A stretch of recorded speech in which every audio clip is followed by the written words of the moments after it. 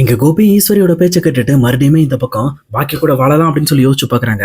அதனால ராதிகா கிட்டே, இங்க பாரு ராதிகா, எனக்கு நீ பண்ற விஷயம் எதுவுமே எனக்கு பிடிக்கல. அது மட்டும் இல்லாம எனக்கு பாக்கியா தான் பிடிச்சிருக்கு. அவ தான் எனக்காக கடைசி நிமிஷத்துல வந்து ஹெல்ப் பண்ணா. அதனால நான் அவ கூட தான் வாழலாம்னு யோசிச்சுட்டு இருக்கேன். தயவு செஞ்சு நீ என்னை விட்டு போயிடு அப்படின்னு சொல்லிட்டு இங்க ராதிகாவுமே அவமானப்படுத்தி அமைச்சிடுறாங்க. அதே நேரத்துல ராதிகாவுமே கோபி இப்படி சொன்னதுக்கு அப்புறம் ரொம்பவே வருத்தப்பட்டுட்டு இங்க ஈஸ்வரிட்டு போயிட்டு, அவர் தான் எப்பவும் போல சுயநலமா யோசிக்கிறாரு. பட் ஆனா நீங்க தானே இத்தனை குழந்தைங்களுக்கு அம்மாவா இருக்கீங்கல்ல, அப்ப கண்டிப்பா ஒரு அம்மாவோட கஷ்டம் என்னன்னு உங்களுக்கு தெரியும்ல. இப்போ நான் வீட்டுக்கு போனதுக்கு அப்புறம் என் பொண்ணு கிட்ட இனிமேல் கோபி நம்ம கூட வரமாட்டார் அப்படின்ற சொன்னா என் பொண்ணு எந்த அளவுக்கு கஷ்டப்படான்னு உங்களுக்கு தெரியும்ல. தயவு செஞ்சு நீங்களாவது சொல்லுங்க, கோபி என்னை விட்டுட்டு போவானான்னு சொல்லுங்க அப்படின்னு சொல்லிட்டு ராதிகாவும் இங்க ஈஸ்வரிட்ட கேட்டுட்டு இருக்காங்க. ஆனா ஆல்ரெடி ஈஸ்வரி இங்க ராதிகா மேல இருக்க கடுப்புல, இங்க பாரு என் பையன் வாழ்க்கையை விட்டு நீ போனாதான் உனக்கு நல்லது, அது மட்டும் இல்லாம என் பையனும் அப்பதான் நிம்மதியா இருப்பான், அதுக்காக தான் இதெல்லாம் பண்ணிக்கிட்டு இருக்கேன் அப்படின்னு சொல்லிட்டு ராதிகாவை கஷ்டப்படுத்தி அங்கிருந்து அமைச்சிடுறாங்க.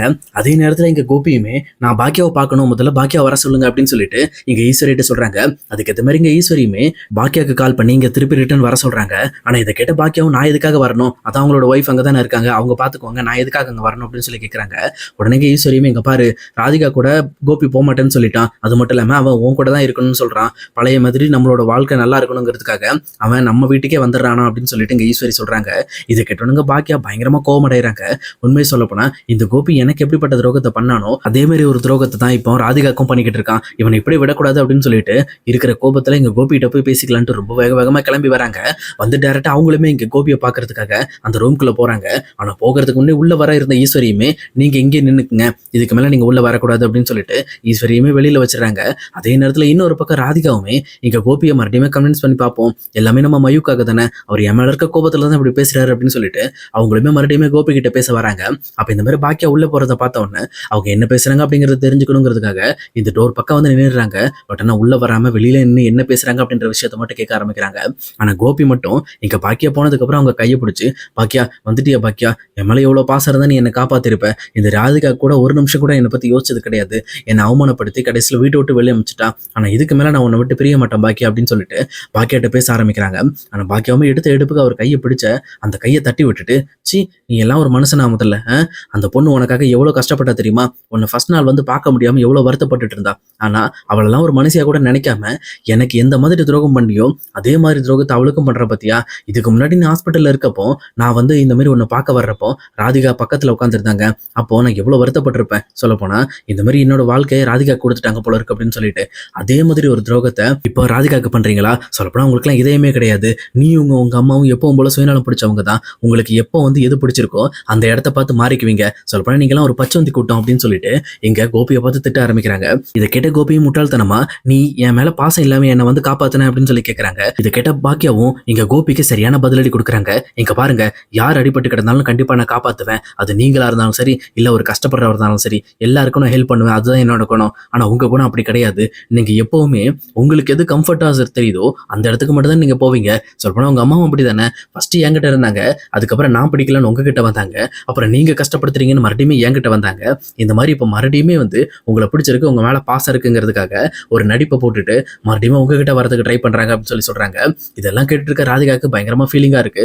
சொல்லப்போனா இங்க பாக்கியாக்கு நாம பண்ண துரோகத்தை தான் கோபி இப்ப திருப்பி நமக்கு பண்ணிக்கிட்டு இருக்காரு அப்படின்னு சொல்லி யோசிக்க ஆரம்பிக்கிறாங்க.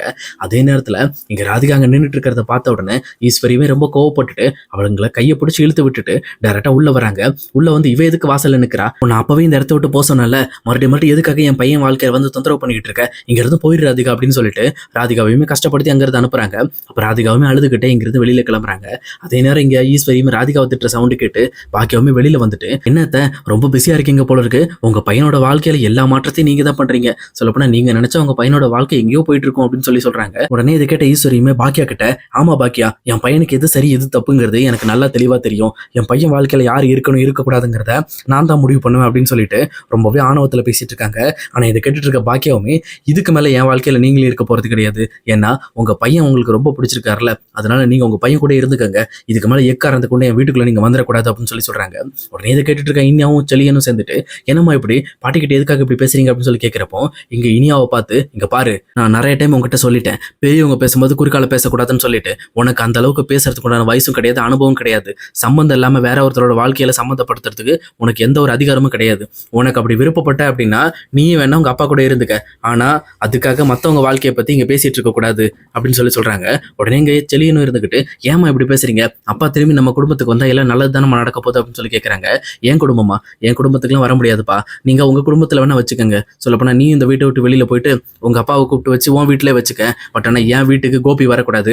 ஏன்னா கோபி எனக்கு ஏற்கனவே எவ்வளவு பெரிய துரோகம் பண்ணுமோ அந்த அளவுக்கு பெரிய துரோகம் பண்ணிட்டாரு. ஆனா அதே துரோகத்தை இப்ப ராதிகாவுக்கும் பண்ண போறத பார்த்த உடனே உண்மையிலுமே இவரை காப்பாத்தினது வேஸ்ட் அப்படின்ற அளவுக்கு என் மனசுல தோண ஆரம்பிச்சிருச்சு. அதை விட இனிமேல் வந்து ஈஸ்வரியுமே என் வீட்டுக்கு வரக்கூடாது. ஏன்னா இந்த கோபிக்காக அவங்க என்னென்னலாம் வக்காலத்து வாங்குறாங்க. இதோட சரி, இதோட இங்கேயும் அவங்களையும் தலை முழுகிடுறேன். இனிமேல் என் வீட்டுக்கு கோபியும் சரி ஈஸ்வரியும் வரக்கூடாது. உங்களுக்கும் வர விருப்பம் இருந்தா வாங்க. இல்ல உங்க அப்பா தான் பிடிச்சிருக்காரு அப்படின்னா நீங்களும் உங்க அப்பா கூட போலாம், நான் உங்களை தடுக்க மாட்டேன். ஏன்னா உங்களுக்கு என்னென்ன செய்யணுமோ அதை சிறப்பா நான் செஞ்சு முடிச்சிட்டேன். இதுக்கு மேல உங்களோட வாழ்க்கையை நீங்க பாத்துக்கலாம் அப்படின்னு சொல்லிட்டு பாக்கியமும் அங்கிருந்து கிளம்புறாங்க.